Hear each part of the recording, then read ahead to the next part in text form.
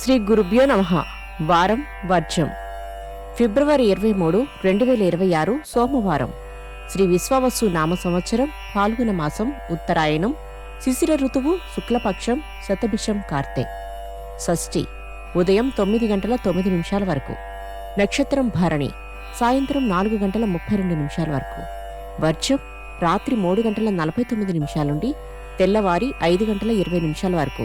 దుర్ముహూర్తం మధ్యాహ్నం 12 గంటల 45 నిమిషాల నుండి 1 గంట 32 నిమిషాల వరకు.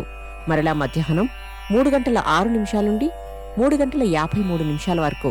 రాహుకాలం ఉదయం 7 గంటల 30 నిమిషాల నుండి 9 గంటల వరకు. ద్వాదశ రాశుల వారు ఈరోజు చేసుకోవాల్సిన పూజలు. కాలభైరవ స్తోత్రం చదవండి. ద్వాదశ రాశులు. మేషరాశి.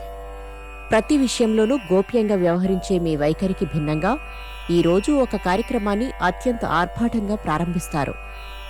వృషభరాశి. వ్యాపారపరంగా మీ వ్యూహాలు, అంచనాలు మీరు ఊహించిన విధంగా ఉంటాయి.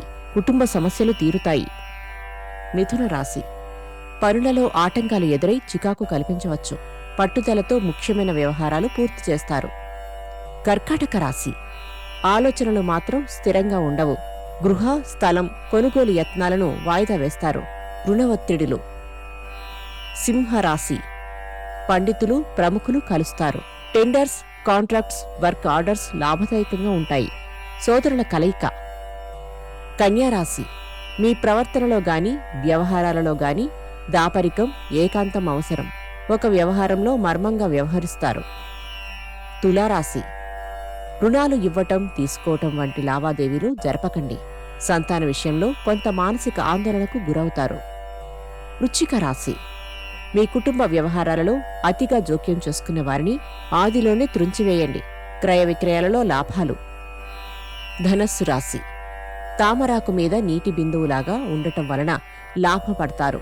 కారణం లేని చికాకులు ఎదురవుతాయి. మకర రాశి. రహస్య విరోధులపై విచారణలు, అభియోగాలు సంభవం. ఉమ్మడిగా సాగించే కృషికి ప్రతిఫలం లభిస్తుంది. కుంభరాశి. ఉద్యోగ, పారిశ్రామిక రంగాలలో కొన్ని చిక్కులు ఎదురవుతాయి. ఆత్మీయులతో విహారయాత్రలు చేస్తారు. మీనరాశి.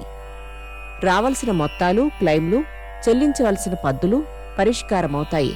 మీ కృషి ఫలిస్తుంది. నమస్కారం.